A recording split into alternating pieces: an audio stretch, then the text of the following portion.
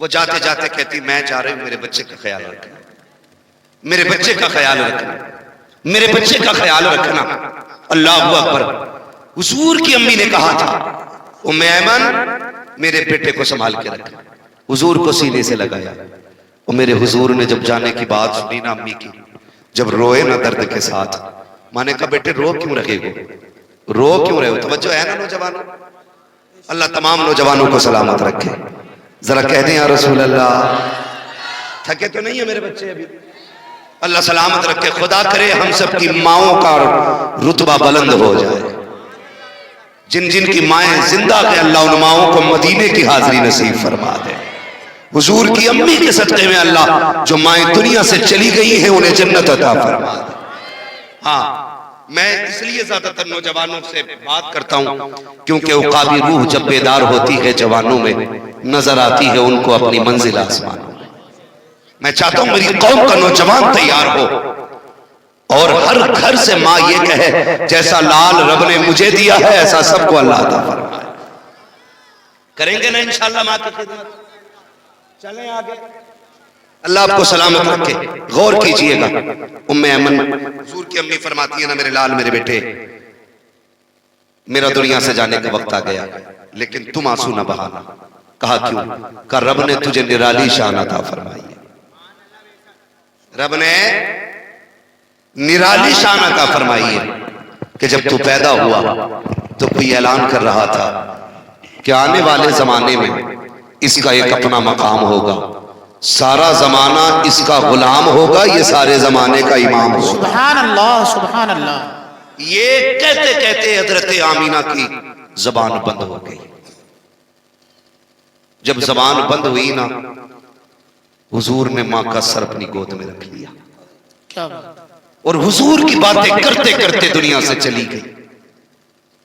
باتیں کیا کی؟ حضور کی نعتیں تھی۔ جب باتیں کرتے کرتے دنیا سے گئیں، سوچو تو صحیح 6 سال کا بچہ ہو، کوئی اور نہ ہو، صرف ماں ہو اور وہ بھی دنیا سے چل بسی ہو، پھر بیٹے کے دل پہ کیا گزری ہوگی؟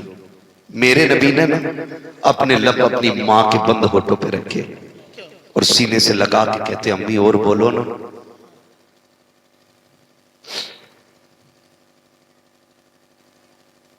فرماتے امی اور بولو نا۔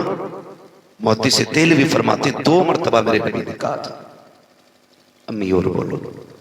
اگر تیسری مرتبہ نبی کہہ دیتے تو ماں کو اٹھ کے بیٹھنا پڑ جاتا۔ کیا؟ جیسی 2 مرتبہ کہا امی بولو نا، ام ایمن نے کندھے پہ ہاتھ رکھا،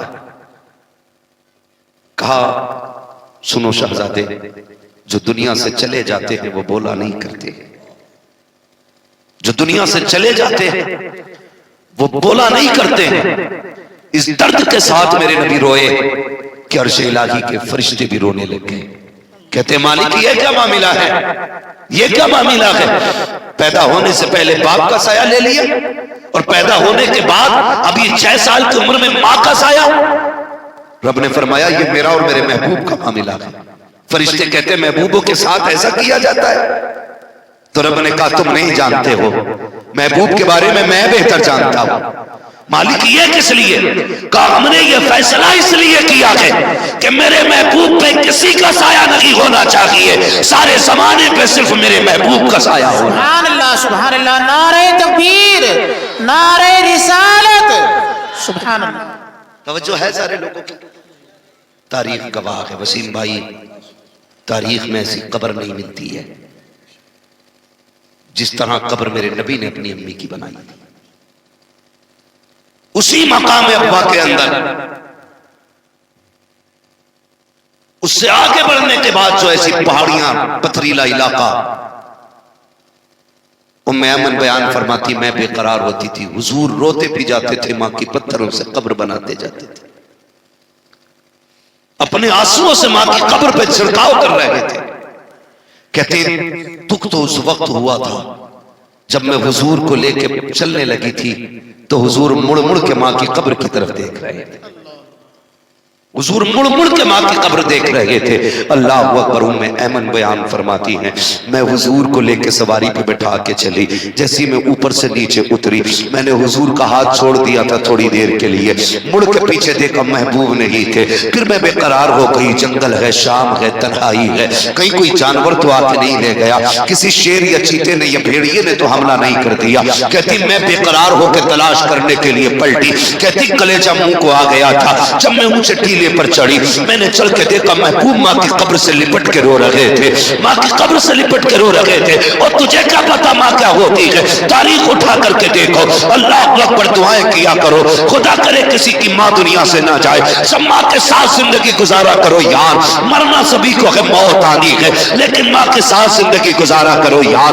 پیغمبر اسلام کی زندگی دیکھیں. حضرت ام ایمن کہتی ہے جب میں حضور کو لے کے مکہ شریف آئی ہوں ایک قیامت کا منظر تھا. 8 سال تک سرکار اپنے دادا کی انگلی پکڑ کے چلتے رہے.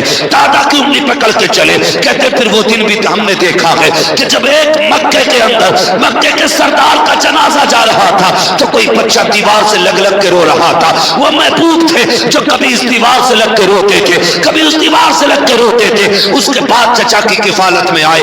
اس کے بعد چچا نے بھی ساتھ چھوڑا. پھر حضور کا نکاح حضرت خدیجۃ الکبریٰ سے ہوا. پھر حضرت خدیجۃ الکبریٰ کے ساتھ پیغمبر اسلام کی زندگی گزرنے لگی. اٹھائے ذرا تاریخ کے یہ سنہرے باپ کو دیکھیں, ذرا پڑھ کے دیکھیں تاریخ کو. ماں کیا ہوا کرتی ہے, ماں کیا ہوتی ہے. خدا کی قسم تاریخ کا یہ باپ بھی پلٹ دوں. یاد رکھنا پیارے, جب مائیں ہوتی ہیں بندہ رونے کے لیے کندھے کا محتاج نہیں ہوتا ہے. جب مائیں ہوتی ہیں آنسو پوچھنے کے لیے کسی کپڑے کا محتاج نہیں ہوتا ہے. جب بیٹے رویا کرتے ہیں ماؤں کے دوپٹوں میں آنسو خشک ہوتے ہیں. جب بیٹوں کو کندھے کی ضرورت ہوتی ہے تو باپ کا کندھا سہارا بنا کرتا ہے. رب کی بڑی نعمت ہے ماں باپ, ان کا احترام کیا کرو. ذرا تاریخ کا یہ باپ پلٹ دو. یہ فرق بھی ذرا سن لیجئے گا پیارے. انداز بیان میرا بہت شوق نہیں ہے, شاید کہ اتر جائے تیرے دل میں میری بات. خدا کی قسم تاریخ کا یہ باپ بھی رلا دیتا ہے. ایک دن میرے نبی نے ابو جہل کے سامنے سے گزرے. کوئی بات ابو جہل نے کہی, وہ منہ لگنے لگا. پھر اس نے پتھر اٹھایا, محبوب کے سر پہ دے مارا. سرکار روتے ہوئے حرم شریف کے اندر تشریف لائے ہیں. یہ تاریخ سبھی جانتے ہیں. جب بچوں کو چوٹ لگتی ہے دوڑ کے ماں کے پاس جایا کرتے ہیں, اپنی ماں سے شکایت کرتے ہیں. اللہ اکبر. میرے نبی گھر کی طرف نہیں آئے ہیں بلکہ حرم شریف کی طرف جاتے ہیں. حرم شریف کے دروازے سے حضرت امیر حمزہ کی باندی کا گزر ہو جاتا ہے. خاتمہ کا گزر ہوا. اس نے روتے ہوئے محبوب کو دیکھا, چہرہ خون میں تر کے گھر کے اندر آئی ہے. اتنے میں حضور کے چچا شکار سے واپس آئے. آنے کے بعد کہتے ہیں لاؤ کھانا دیا جائے. تو باندی نے کہا خادمہ نے کہ جناب غیرت آنی چاہیے. کہا ہوا کیا ہے؟ کہ تمہارے بھتیجے کو ابو جہل نے پتھر سے مارا ہے. میں نے اس کو حرم میں روتے ہوئے دیکھا ہے اور تمہیں کھانا اچھا لگ رہا ہے. اتنا سننا تھا, اٹھے اپنی جگہ سے, تلاش کیا ابو جہل کو. جہاں ابو جہل ملا وہاں پہنچے, تلوار کے دستے سے جا کے اس کے سر پہ زور سے حملہ کیا. اس کا سر پھٹا. پھر پوچھا کوئی میرے بھتیجے کا پتہ بتائے. کہا ہم نے حرم میں روتے ہوئے دیکھا ہے. اب ذرا سننا پیارے, جب چچا حرم میں آئے ہیں حضور سجدے میں ہے, آنکھ میں آنسو ہے. چچا نے آواز دی بھتیجے سر اٹھاؤ بدلہ لے کے آیا ہوں. بھتیجے سر اٹھاؤ بدلہ لے کے آیا ہوں. میرے نبی نے سر نہیں اٹھایا. اس کے بعد چچا نے کندھے پہ ہاتھ رکھا. جب میرے نبی نے سر اٹھایا آنکھیں آنسوؤں سے بھیگی ہوئی ہے, سجدے کی جگہ آنسوؤں سے تر ہے. اس کے بعد جب میرے نبی کا چہرہ دیکھا چچا نے کہا تھا بھتیجے لا میرے سینے سے لگ جا, میں تیرا چچا ہوں, آ میرے سینے سے لگ جا. تاریخ کے اندر یہ سنہرے اوراق میں لکھا ہوا ہے. میرے نبی نے ہاتھ ہٹائے, کہا کاش آج میرے باپ عبداللہ ہوتے, آج میرے باپ ہوتے. کسی میں ہمت رکھی تھی جو میری طرف نظر اٹھا کے دیکھ لیتا. آج میری ماں ہوتی تو میں یہاں تنہا نہ روتا, میں بھی ماں کی گود میں سر رکھ کے رو لیتا. یہ جملے کہے ہیں, چچا کی چیخ نکل جاتی ہے. کہا بھتیجے خوش ہو جا, بدلہ لے کے آیا ہو. کہا چچا میں بدلے سے خوش نہیں ہوں گا. کہا پھر کیا چاہیے؟ کہا وہ کلمہ پڑھ لو جو رب نے مجھے لے کے دنیا میں بھیجا. سبحان اللہ. نعرہ تکبیر, نعرہ رسالت, مفتی حماد صاحب قبلہ, نعرہ تکبیر, نعرہ رسالت. سبحان اللہ. یہ ماں ہوتی ہے یار, اللہ نے ماں دی ہے تو عزت کرو, قدر کرو, ورنہ زندگی بھر رو نہیں رونا ہے, رو نہیں رونا ہے. کوئی خوشی آئے گی تب بھی ماں یاد آئے گی. کوئی غم آئے گا تب بھی ماں یاد آئے گی، پوری زندگی یاد آتی ہے ماں. آج ماں عزت کرے، قدر کرے. ماں باپ کو اللہ نے وہ عزتیں بخشی ہے، وہ شان عطا کی ہے. ایک طرف 70 ولی بیٹھ جائیں تیرے حق میں بد دعا کرنے کے لیے، اور تنہا ماں بیٹھ جائے تیرے حق میں دعا کرنے کے لیے. کیا بات ہے، اللہ 70 ولیوں کی تو ٹال دیتا ہے، ایک ماں کی نہیں ٹالا کرتا ہے. بے شک بے شک. ہاں ماں کی خدمت کیا کر. کئی بار لوگ یہ بھی کہتے ہیں چلو اب ماں تو چلی گئی اب کیا کرنا، تو پھر ایسی ہی محفلیں سجایا کرو ماں کی. عیسیٰ علیہ سبحان السلام اللہ سبحان اللہ.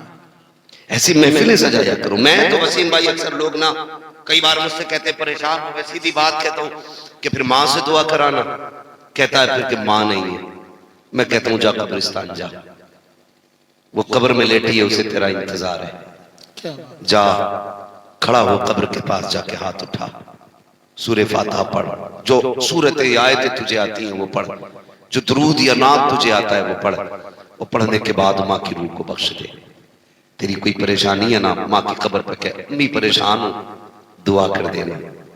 خدا کی قسم جتنے ماں باپ زندگی میں کام آیا کرتے ہیں اس سے بھی زیادہ مرنے کے بعد کام آیا. بے شک بے شک سبحان اللہ. لیکن ہمیں وقت ہی کہاں ہے ماں باپ کی قبر پہ جانے کا، وقت ہی نہیں.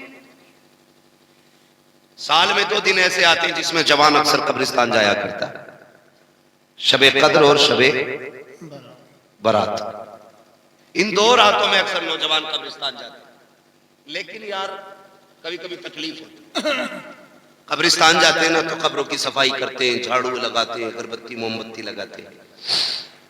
اوپر کی صفائی سے اندر والے کو کیا فرق پڑتا ہے؟ تھوڑا سا بتایا جائے.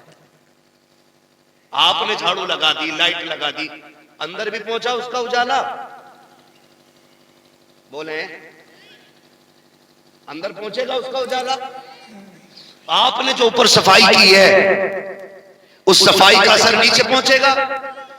تم بلب لگا کے، جھاڑو لگا کے، اگربتی لگا کے لوٹتے ہو، اندر سے ماں کہتی ہے پگلے یہ تو نے اپنی صفائی کی ہے، اوپر کا اجالے کا انتظام کیا، تھوڑا سا اندر بھی اجالا کر کے چلا جا. سبحان اللہ. وہ کیسے اجالا ہوگا؟ اس اجالے کا طریقہ یہ کہ بھلے اوپر اگربتی نہ لگا، اوپر چراغ نہ جلا، رب نے تجھے قرآن پڑھنے کی توفیق دی، ہاتھ اٹھا کے پڑھ لے، اور پھر اس کی روح کو بخش دے. اندر سے آواز آئے گی نادان ہے وہ لوگ جو اوپر چراغ جلاتے ہیں، میں کتنی نصیب والی ہوں جس نے قبر کے اندر چراغ کے لیے رب نے مجھے تیرے جیسا بیٹا دے دیا. سبحان اللہ. رب نے تیرے جیسا بیٹا. اندر کے روشنی کے لیے بھائی اندر کی فکر کیا کرو. ماں باپ کی قبر کے اندر اجالا کریں، قبر کے اندر اجالا کریں. تو اگر کوئی کام بگڑا ہوا چلتا ہے نا، میں نے وسیم بھائی کئی لوگوں کو بتایا حضرت جی، اور یہ میرا تجربہ بھی ہے، جی یہ میرا تجربہ میں نے دیکھا. جن لوگوں کو میں نے بتایا نا کہ ہر ہفتے ماں کے نام کی قرآن خوانی کرا، اللہ نے پھر ان کی مصیبتیں ٹال دی. سبحان اللہ سبحان اللہ. ایک کہہ رہا اپنا مزار پہ چلے جاؤ، 40 دن اگربتی لگا کے آؤ، کام ہو جائے. میں نے کہا ٹھیک ہے، بے شک اللہ والے ہیں، لیکن سب سے بڑا ولی تو گھر کے اندر لیٹا ہوا ہے یار. بوڑھا باپ سب سے بڑا ولی ہے تیرے حق میں. اس کے کمرے کا چراغ روز جلا دیا کر وقت سے، اللہ اس چراغ کی برکت سے تیرے نصیب کو روشن فرمائے گا. جاتے نا قبرستان بولو، اور جو نہیں جاتے نا بھائی تو پھر انہیں کندھے پہ لے جایا جاتا ہے. جی جو خود چل کے جاتے ہیں وہ پلٹ کے آ جاتے ہیں، جنہیں لے کے جایا جاتا وہ پلٹ کے نہیں آتے. اعلیٰ حضرت نے فرمایا ہائے غافل وہ کیا جگہ ہے جہاں 5 جاتے ہیں 4 پھرتے ہیں، جو تیرے در سے یار پھرتے ہیں، در بدر یوں ہی خار پھرتے ہیں، کوئی کیوں پوچھے تیری بات رضا، تجھ سے کتے 1000 پھرتے ہیں. یہ اعلیٰ حضرت سرکار نے فرمایا جایا کرو قبرستان، ماں کی قبر دیکھا کرو، بیٹھ جایا کرو. قبر کی حقیقت جانتے ہو کیا ہے؟ وسیم بھائی اپنی امی کی قبر پہ جائیں تو ایسا تو ہوگا نہیں قبرستان میں ایک ہی ماں ہوگی، بہت ساری مائیں لیٹی ہیں نا، ہوتی ہیں کہ نہیں بھائی؟ بہت ساری مائیں قبرستان میں لیٹی ہیں. تو جو کروٹ والی لوگ ہوتے ہیں نا وہ کہتے ہیں مبارک ہو، تو کتنی خوش نصیب ہے، رب نے تجھے ایسا بیٹا دیا ہے جو تیری قبر پہ آتا جاتا رہتا ہے۔ سبحان اللہ سبحان اللہ۔ یہ قبر کے اندر سے ماں کہتی ہے، جی لوگ کہتے ہیں جو دائیں بائیں قبر والے ہوتے ہیں، نصیب والی ہے تیرا بیٹا ہر جمعے کو آتا ہے، روز فجر بعد آتا تجھے چہرہ دکھانے کے لیے۔ پھر وہ اندر سے کہتے ہیں ہم اگرچہ سن نہیں پاتے، دنیا ہے الگ ہے ہماری، ان کا جہان الگ ہے، ہمارا جہان الگ ہے۔ وہ کہتے ہیں ہمارے گھر جانا، ہمارے بیٹے سے کہنا کہ وہ بھی آ جائے، بہت دن ہو گئے ہم نے دیکھا نہیں، ان سے کہنا بڑی یاد آ رہی ہے ان کی، 6 مہینے ہو گئے آیا نہیں میرا بیٹا، ہمارے بیٹے کو بھی بھیج دینا۔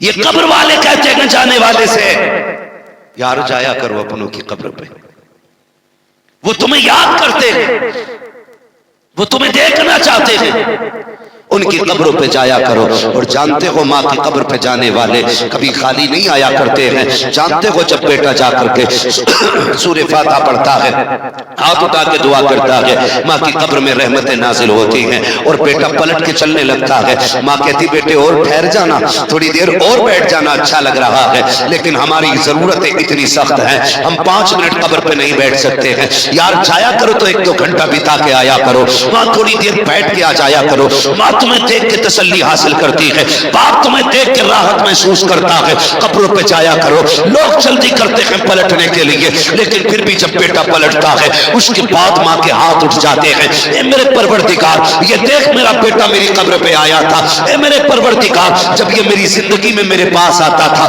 کبھی تکیے کے نیچے سے میں نے کبھی اس کو برفی نکال کے دی، اس کے لیے کئی دن کے پھل سنبھال کے رکھے، جب یہ باہر جاتا تھا اس کے آنے کا انتظار کرتی تھی، اے میرے پروردگار آج یہ میری قبر سے جا رہا ہے، خالی جا رہا ہے، اے میرے مالک یا تو مجھے طاقت دے تاکہ میں نکل کے دے سکوں، لیکن میں نہیں نکل سکتی ہوں، میں نہیں دے سکتی ہوں، میرے خدا تو دے سکتا ہے، میرے پروردگار تو دے سکتا ہے۔ رب فرماتا ہے بتا کیا دینا ہے؟ ماں کہتی ہے مالک جب میں زندہ تھی اپنی حیثیت سے دیتی تھی، آج تو اپنی شان کے مطابق عطا فرما دے، اپنی شان کے مطابق دے دے۔ پھر جب رب دینے پہ آتا ہے حکم ہوتا ہے فرشتوں یہ جو اس کا بیٹا آیا ہے اس کا نام اعمال چیک کیا جائے، اب عمل چیک کیے جا رہے ہیں، کیا لکھا ہے؟ مالک اس کے اعمال میں گناہ زیادہ ہیں، نیکیاں کم ہے، حکم ہوتا ہے اس کے گناہوں کو نیکیوں میں بدل دیا جائے۔ پھر پوچھا جاتا ہے بتاؤ اس کا نام کون سی لسٹ میں ہے؟ فرشتے کہتے ہیں مالک اس کا نام جہنمیوں کی جماعت میں ہے۔ رب فرماتا ہے اب اس کا نام جنتیوں کی جماعت میں لکھ دیا جائے۔ پھر پوچھا جاتا ہے بتاؤ یہ میرے دشمنوں میں ہے یا میرے دوستوں میں ہے؟ کب تک تو تیرے دشمنوں میں تھا، حکم ہوتا ہے میرے دوستوں میں لکھ دیا جائے۔ فرشتے کہتے ہیں پروردگار عالم کوئی سجدہ اس نے نہیں کیا ہے، کوئی عبادت ایسی نہیں کی ہے، کوئی ریاست نہیں کی ہے، اے اللہ اتنا بڑا انعام سے ماں کی قبر پہ آنے کا۔ رب فرماتا ہے فرشتوں یہ ماں کی قبر سے جا رہا ہے، جب ماں کے پاس سے جاتا تھا تو خالی نہیں جاتا تھا، اگر میں بھی اتنا دیتا جتنا ماں دیتی تھی ہے تو پھر میرے اور ماں کے پیار میں کیا فرق ہو جاتا؟